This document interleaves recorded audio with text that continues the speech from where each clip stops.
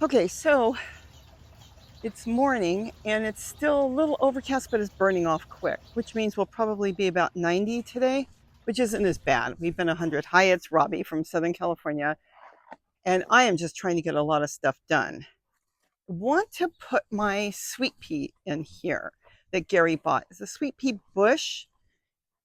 And to save on soil, I'm going to use stuff from around the garden, and that's what I do all the time. It works perfect. I've already put a lot in there. So I'll need very little soil. And in the meantime, oh, do I have to pick these walking onions? In the meantime, I'm going to get it ready so I can move it when I want. I hope everybody's doing well. There's a lot of fires burning, some really bad ones. The worst part is there's 3 fires that are fairly close. And when they're kind of, all here in Southern California in one spot, they have to spread their firefighters. And that's what's making a big problem. I can sit over here and explain what's going on. It's sad.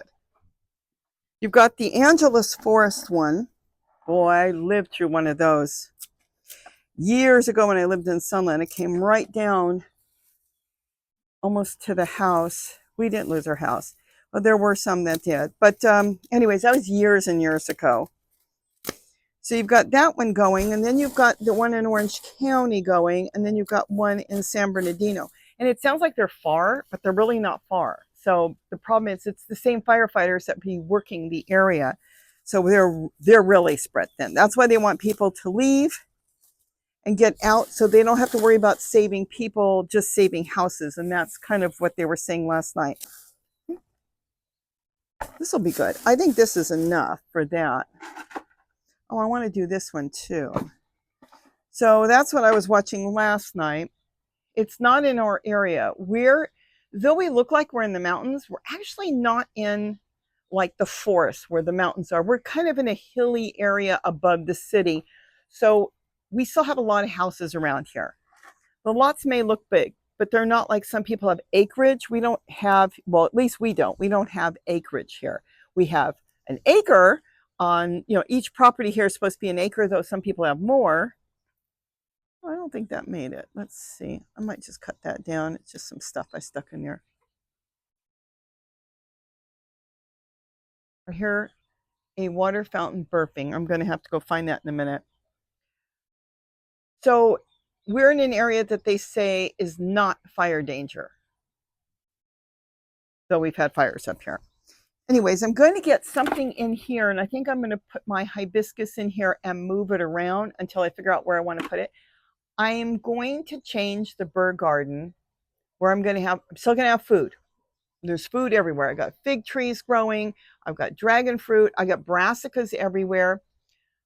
And walking onions. And when I'm looking down there, we got mint growing everywhere, turmeric, and this is a bird garden with food. Red vein sorrel. I want to get more red vein sorrel. Why? Nothing eats it. So I don't have to worry about the birds coming in and chewing on it or rodents chewing on it. Nothing likes it. So this is how I do my pots. It goes against what everybody learns. Oh, you got to do that. I go ahead and stuff whatever I've got. I really need to trim all this back. Everything goes in there on the bottom. And then I'll throw some soil in there. You can throw anything in there. You can throw anything off the ground. And then on the top, you want to get some fairly good soil if you're going to plant a new plant. And it could be soil that you've got coming out of another container. In the meantime, this all breaks down. Earthworms will find their way in here because it's going to be sitting somewhere on the ground. I'm not going to put any earthworms in there. The microbes will break it down, and the plant will have plant food for a good year, if not longer. So this will work out really good. I'm trying to go through here and trim off anything dead and put things in there. It saves a lot of money. Could you imagine if I had to fill just these 2 pots to transplant some plants over here?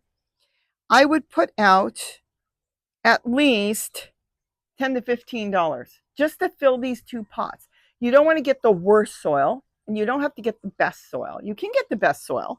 Best soil organic. They're $30 to $60 a bag, but I'm doing flowers right now, and I don't even buy the organic soil for food. I'm making my own soil. This is going to be half of my own and half of whatever else I put in there.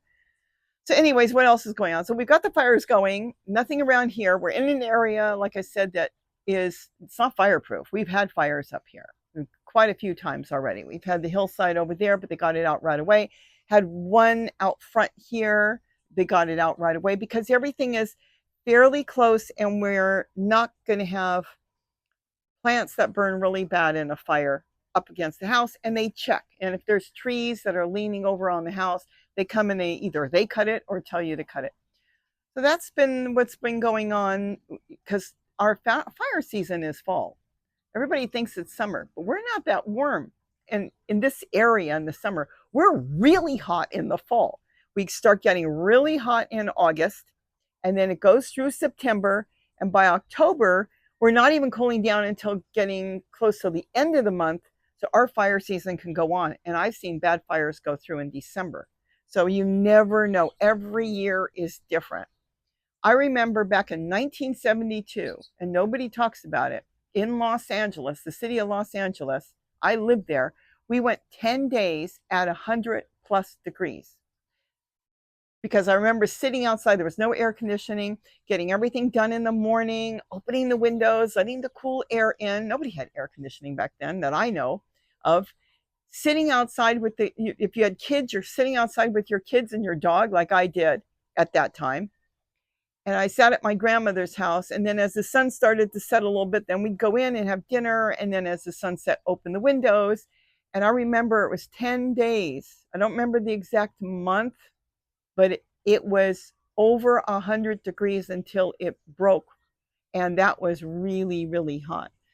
And then it goes in spurts. Our weather changes for different reasons. Here, today we just have a breeze. But when I moved here, and I've talked about this a lot, we live like just above the city. And then you got this big city out there. And there was so much open land. There were orange groves and strawberry groves, and then you had empty lots, and the oil company was there pumping oil all day, and it was all overgrown with all kinds of trees and stuff. They started clearing that right away. I mean, you lose one, you lose everything, because they started selling the lots and building all these shopping centers and condos and everything, and that changed it. And so it brought more heat up. So the concrete and the rooftops created more heat, which rises and blows up the canyon.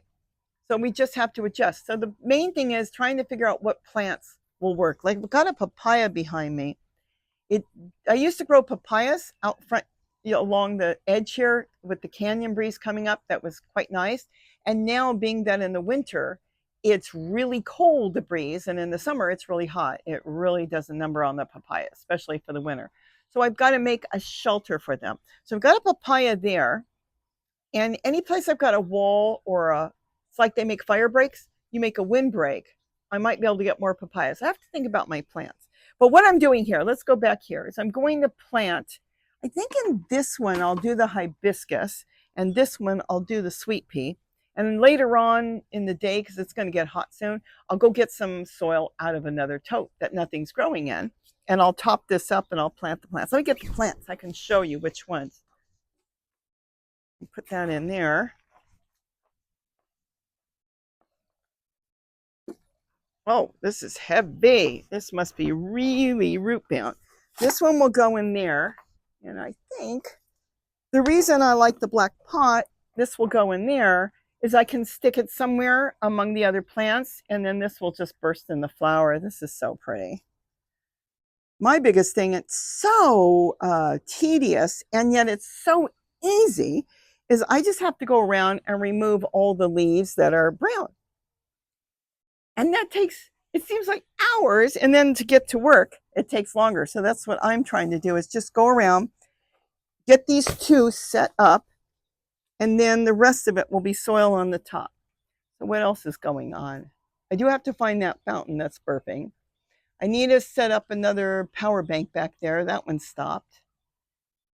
And I'm going to flush the fountains as the weather changes. So this is kind of like my daily routine. I have my coffee.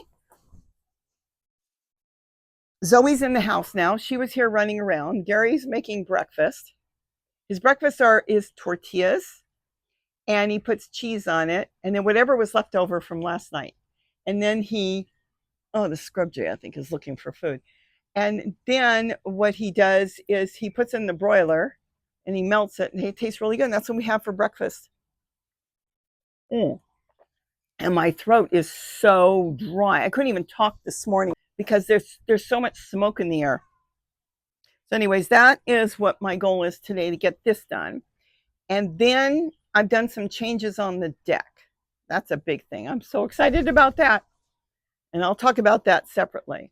But you know, this is a really bad habit I've got. I really need to trim the Hummingbirds lunch back and the salvia. And it bothers me so much that every time I cut a piece of plant off, I don't want to throw it away, because I know that every piece I cut off grows new plants, because I'm propagating all over the table here. But I have to get out of that mind frame and just trim it back, lift it up, so I have the undergrowth gone, so I can see underneath what's going on. It's by getting rid of the undergrowth, you get rid of rodents, because they want to be in something and covered up. So I need to do that.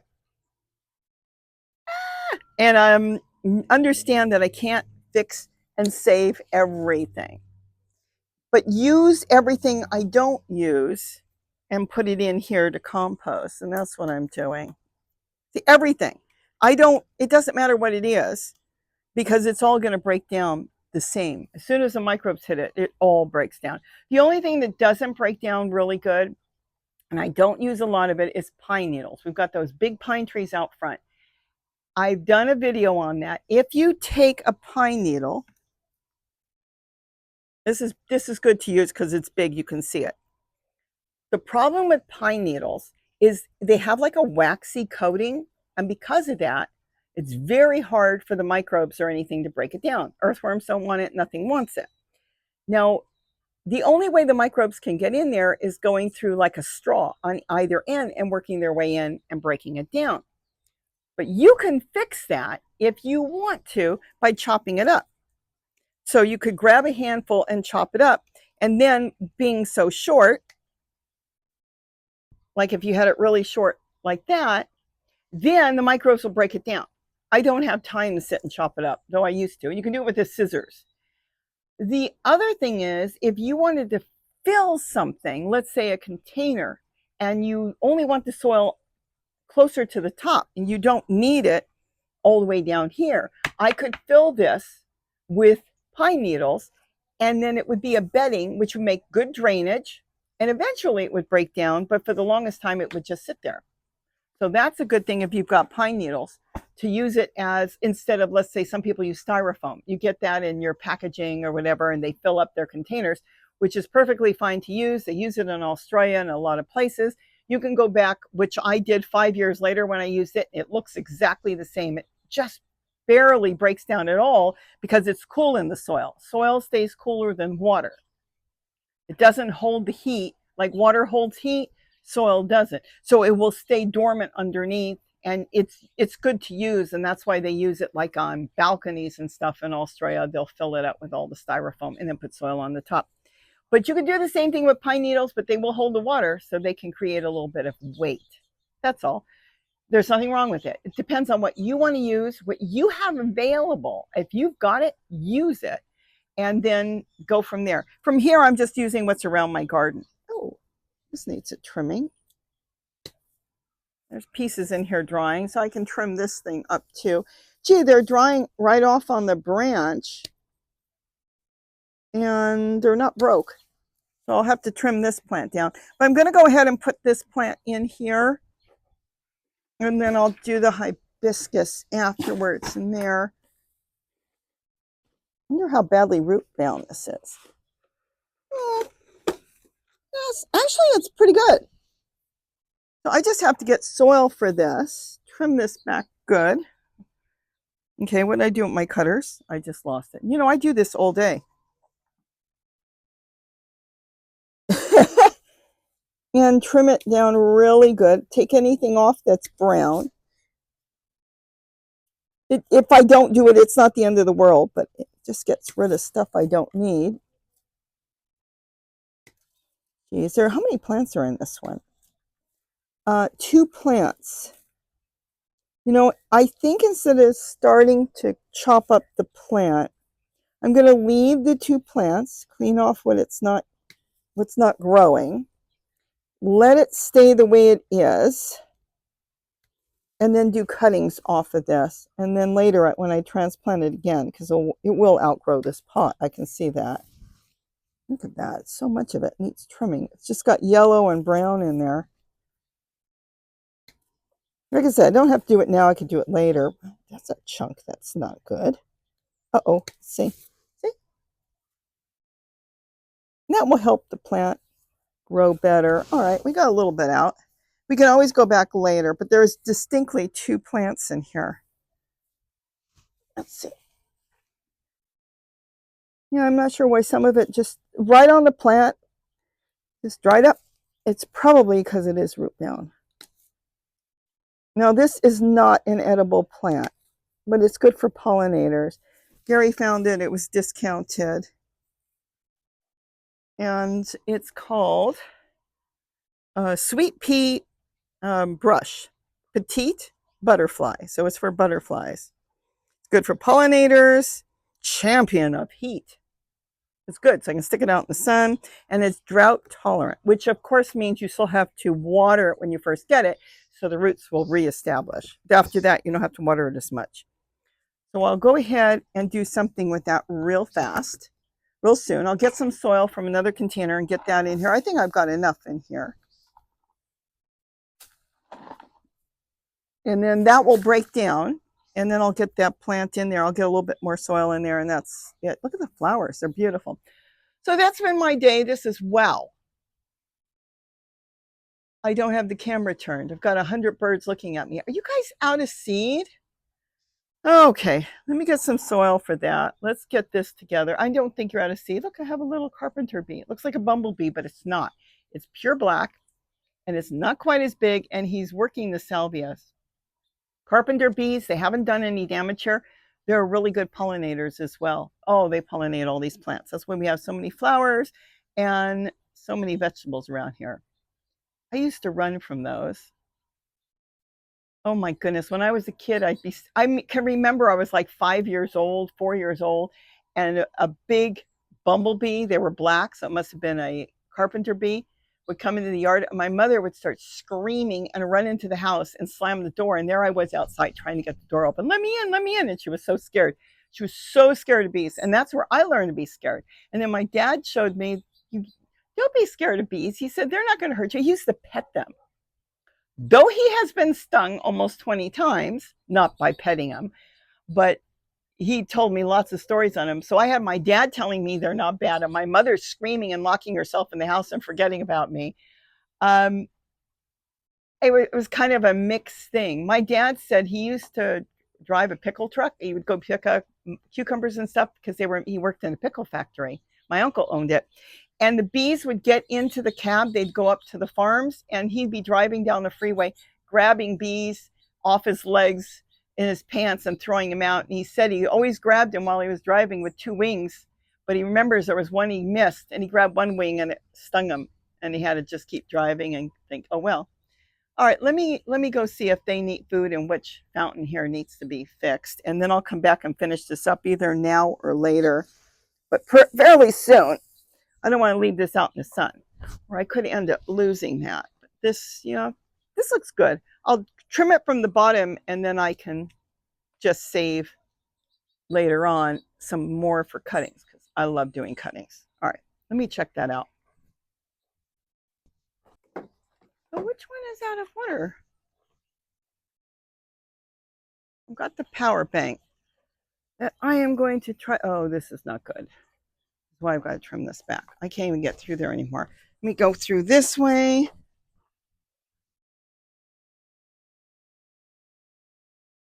I don't know which one's making noise. Let's get the power bank in. It's way down here. Oh, so good. Let's get this done.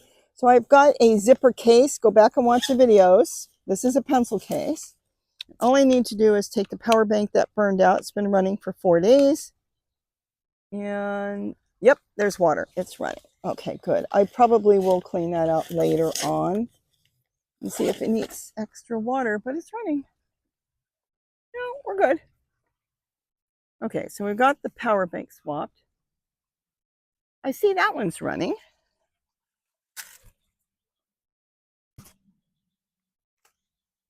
Boy, gonna have a lot of work to do here in the winter.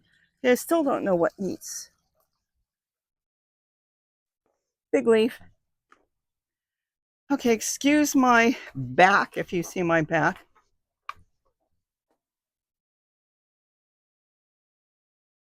I can't find the pump.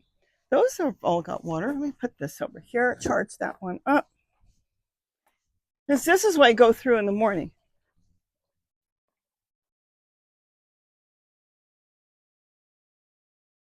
I hear, I wonder if it's a sound carrying from over the hill. Okay, so here's my hose. Now, with any hose, and I've done videos on hosing and watering. Hold on. You want to take the first water out and just put it around your plants, but don't fill up dog bowls or anything with that. And remember, it can be hot, but it's not hot this morning. You always want to test it before you put it on your plants. If you put it on your plants and it's hot, you'll fry your plants. Okay, so we'll get into more on that another day. I can't find the pump that's making noise. That's got water. Let me look over here. I just filled that one, right? Yeah, got that one full. That's got water.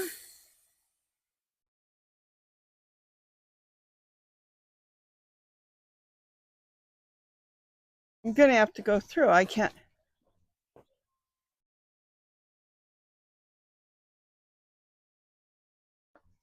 Sometimes the way it echoes through the plants, I can't figure out.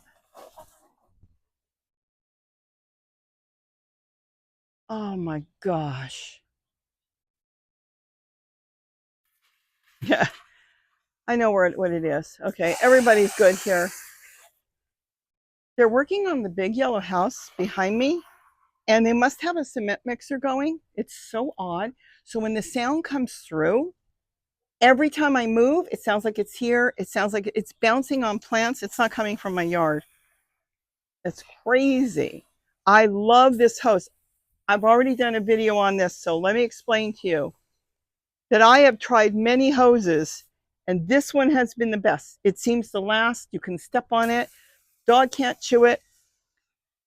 It's reliable, and I've never had one. It can't kink. It's physically impossible so far to get this to kink. Last night I was watering, and right in where I'm watering, holding it, it collapsed.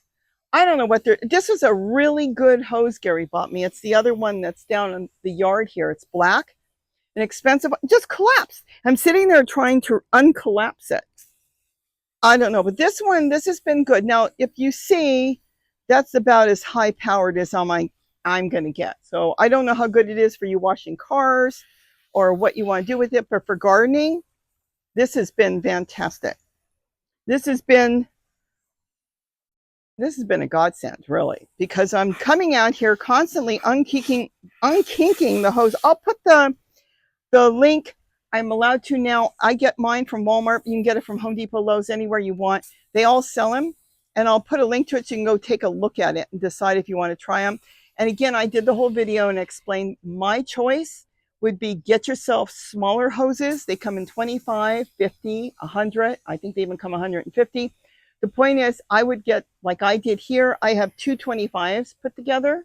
Yes, two 25s. And this way, if for any reason one of them bursts or breaks, I don't lose my whole hose. I still have a hose, and all I need to do is get another part, but I can still use it. It just would be shorter. If you bought a 100-foot hose and it broke, you'd be out. Even if it broke in a year, you would be out.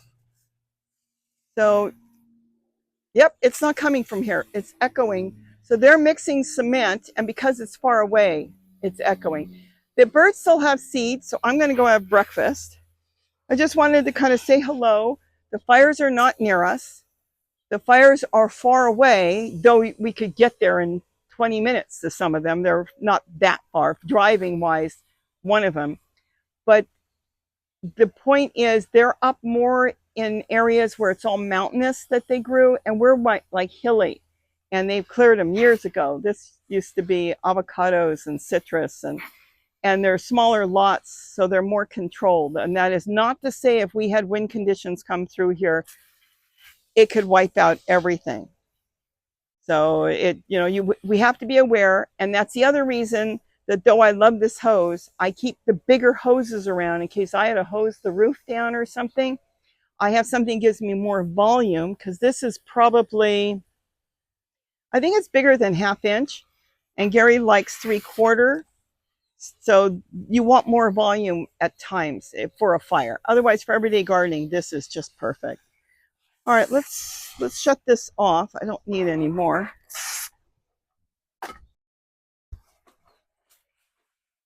And I always like to relieve the pressure out of it, and then I also flick it. So this way it's not sitting with pressure in it. They say it doesn't matter, but I do it that way. The hose will last longer. All right, so I think I've done enough here. You probably can't even see me anymore. I'm going to go get breakfast, and then I'm going to keep working because I want to work through there, not in this heat. It's going to be hot, but I want to get that plant finished in the pot. I've got enough matter underneath from the garden, and then I have to keep this all filled, and now I've got the phone ringing. So everybody have a wonderful day, and don't forget to eat what you grow. And this is more of just having coffee and a chit chat. Bye-bye.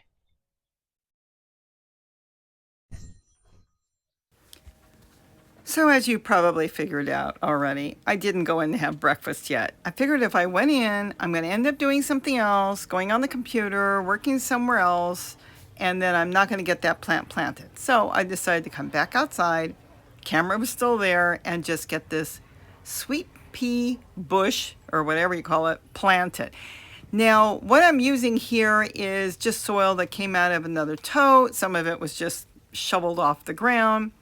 And I'm trying to set it in where it's at the right level. And it was just a little too high for me. I'd rather have it a little lower than too high. This way I can make sure there's enough water in there, especially when we're warm. So I just took out a little bit of soil, and I'm kind of pushing it around. And remember, on the bottom, we've got all those leaves and everything. So it's all going to break down and be wonderful soil. And now we're just packing it in really good all the way around. This is a really pretty bush. I want to get some cuttings off that and see how well it propagates. I don't know anything about it. It's the first time I've ever had one in the yard. And like I said, Gary found it, I think at Home Depot, really cheap. They had it on clearance. So that's all there is to it. I just worry when I do this if I'm boring you, because this is what I do in the morning. I come out, have coffee, Zoe runs around, and then Gary takes her back in the house, and it's just me. So I can leave gates open and everything and go back and forth. That's why I don't want her outside when I'm working like this, because she will take off and go after rabbits, and who knows where she'll go. It was really nice because last night we saw a deer in the yard, and believe you me, she'd go after a deer too. She doesn't know her size. But isn't that nice? Now, being in a pot, I can move it anywhere I want when I start, doing things different in the garden. And that's why I love pots and containers. I have seen people that make their whole garden with pots, and then they cover it with wood chips or whatever mulch they use, and you don't even know everything's in pots. So it's really cool, but I just like the idea you can move it. I so love this hose. Oh my goodness, no kinking. Is that not cool? Isn't that nice? This is my favorite thing this year, I think, is the hose. Though I still have my tool and my totes, and everything is really my favorite thing. Okay, and stay tuned. I'm going to show you where the sound was coming from. That was driving me crazy as it echoed through the plants in the yard, real low and subtle, but I finally found it. Okay, so I planted that. I don't think I'm going to leave it there, but it's okay. It's easy to move anywhere I want later on. Right now it's right in my face, so I'll remember to water it. And then the gloves. I love using these kitchen gloves. If you leave them outside to dry, fold them in half. That's what I do. This way, if a spider comes by, they can't get in. and you'll know that. If you leave it hanging sometimes, something could get in and you wouldn't know it's there. And if you're going to turn them inside out, do the same thing, let them dry, and then return them. But they're not wet inside, so I don't have to turn them inside out. This is where I'm starting my propagating. Look at this. I'm going to have, I would have hundreds of these if I put them in pots. Isn't that beautiful? That's a hummingbird's lunch. This is what Gary got me, the Mexican salvia, or Mexican salvia. Propagated that more hummingbird's lunch. This is the emu bush. I don't want to propagate anymore because I get too many of them. Some of these I just started. Some will make it, some won't. This was salvia. This one didn't make it, so I stuck in the emu bush. That one's going to make it. I'm not even sure what that one was. So many of them I've already planted. This is nothing. This is some seeds that I should have planted. Oh no, these are seeds too. Which ones are these? I think this is red. Did I label it? There was a label. I think it's the red roselle. This was the chia seeds, and I planted some of those. I've got one already growing. This is it. This is chia. So if you got chia seeds that you buy, throw some in the ground or in a pot, and they'll grow, and they're like a salvia. They'll get big purple, well, not big, but they'll get really nice purple flowers. All right, I am done. Now I'm going to go have breakfast. And then later on, I can move it wherever I decide to put it. I could put it on the pedestal, but then I can't see my fountains when I sit. I'm trying to keep the tall plants down and the short plants up. I've got other ideas for that later on. Okay, now I'm going to go have breakfast.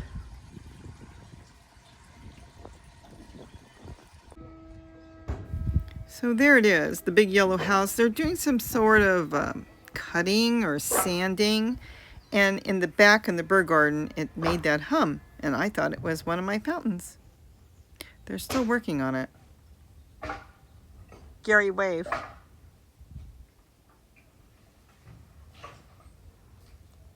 So with that, have a wonderful day. And don't forget to eat what you grow. Bye-bye.